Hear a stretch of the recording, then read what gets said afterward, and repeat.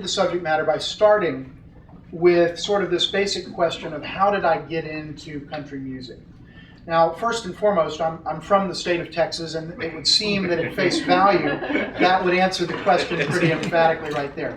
But in fact, interestingly enough, it doesn't, because although I was born and raised in Texas, in the city of Austin, I actually was not a very big country music fan until later in my life.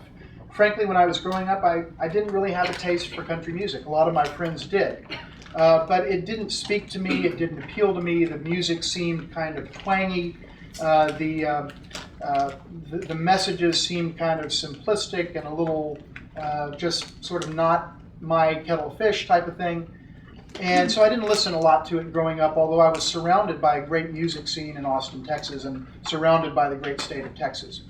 But what happened was this guy named Garth Brooks came along. I think everybody here, whether you listen to music or not, country music or not, knows Garth Brooks. And he really transformed country music almost single-handedly. And I can tell you, one day I was driving up Interstate 35 to go see relatives up north of where I was living. And somewhere around Waco, Texas, I was flipping channels because when you leave the big cities, the rock and roll and the pop and the other things like that go away. And what you're left with is Christian radio, some talk radio, and country music. And then at some point, even the Christian radio goes out and all you've got is country. So what I was hearing was country music, and I turned on the radio and I heard this song called Friends in Low Places by a guy I'd never heard of called Garth Brooks. And it was the most remarkable experience of my song listening career. I heard this song once, and literally, and it was a pop song at the time, it was on the radio, it was very popular. The next time it came on, I knew all the words to the song simply because the song was that powerful. And the story was so intuitive, and the musical hook was so compelling, that literally listening to it once, I did something I had never done before, and effectively memorized the entire song just listening to it once. And that was a credit to him, not to my memory. So Garth Brooks changed my views of country music. And the music that I had thought was twangy and kind of out of touch and kind of, if you will, hick-y, not really the kind of music that a young 20-something would listen to from Austin.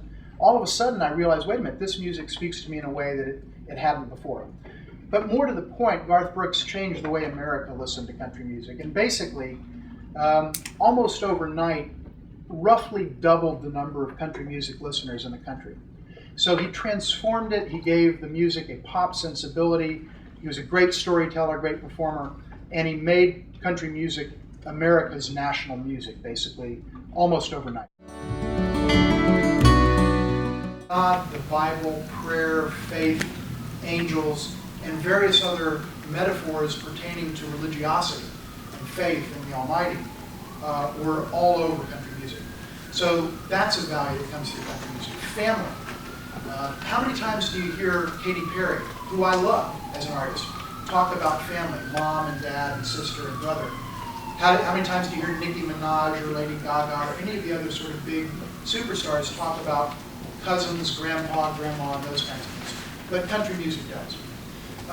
And also the issue of patriotism and love of country comes through in a very pronounced way in country music.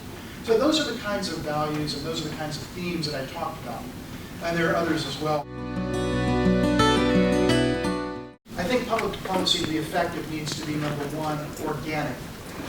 It also needs to be personal, and it needs to be emotional. And what I mean by that in brief is, when I say organic, it means you've got to be either talking about something that's true to who you are and or that is relevant to the context in which you're operating. So it's got to be relevant to people's lives. It's got to be something that is part of the discourse. You've got to be part of the discourse if you want to be effective, in my judgment, in public diplomacy. And that's the approach that I've always taken. Secondly, it's got to be, in my judgment, to be most effective personally. So when you're just sort of, as many of us have done over the years, kind of giving the talking points about WTO accession or human rights or ISIS or all the various issues that we touch on, all of which are important. That's one type of communication. To really get through to somebody, in my experience, you've got to hit them at a personal level. And and they've got to know that it's personal to you. So that's the personal element. And then the third point is emotional. Social science, and I've studied this and taught this over the years, is very clear on one thing. You generally cannot change people's minds through intellectual argument. That's been studied. We don't have to take my word for it. Go to the political science and political communication and advertising literature, and you will see volume after volume after volume of authoritative, true social science, legitimate studies that say you cannot change a person's mind.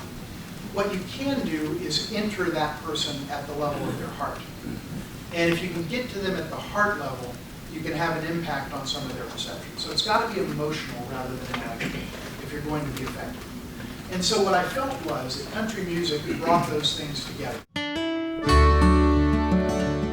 What I came to feel was that this music alone among the US pop genres sort of had, if you will, the perfect combination of attributes to be an extremely and almost remarkably effective vehicle for the transmission of US public diplomacy messages to audiences that wanted things packaged with a pop sensibility.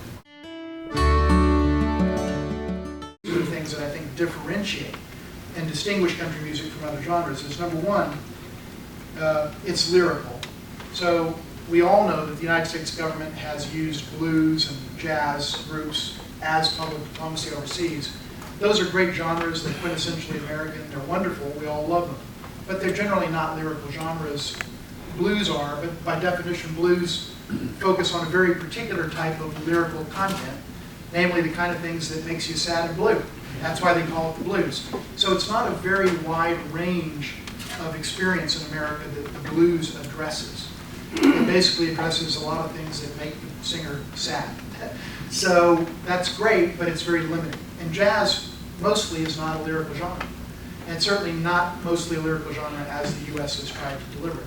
So the fact that country music is a lyrical genre that touches on everything in a human being's life in this country, which it does, makes it something that is different from almost every other form of lyrical content. The fact that country music has intelligible lyrics matters a lot. Because when you're trying to use music to reach out to foreign audiences who generally don't speak English as don't speak English as their native language, but who are there learners of the English language, wanting to hear things, understand things, if you present to them an Eminem song or a Ludacris song or whatever rapper you want to name, it's going to be very, very difficult for them to make any sense of it. If you ask most country fans, why do you like country music? Almost invariably, and you would be surprised at how often this comes up, the answer is, it tells a story. And that would be up there among my answers.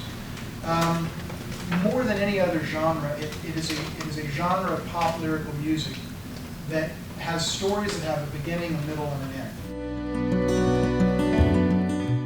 Simple song, Chicken Fried, Zac Brown Band, 2008.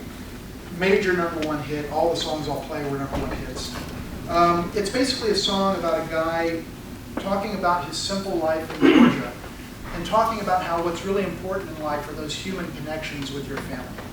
Not the material things, not the labels on your clothes, not the kind of car you drive, but the things, the simple things, like having your chicken fried, having a cold beer on a Friday night, having a pair of jeans that fit just right, etc. Those are the lyrics of the song.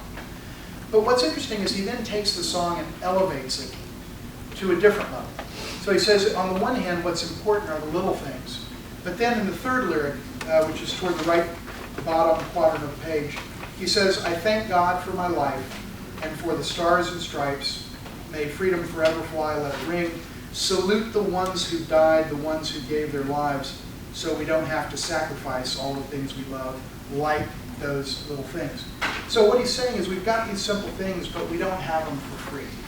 We owe somebody for those things. And we owe it to our freedom and for those who sacrificed for our freedom in this nation. So that's very typical of country music. And with that, let me play the song and let the song speak for itself.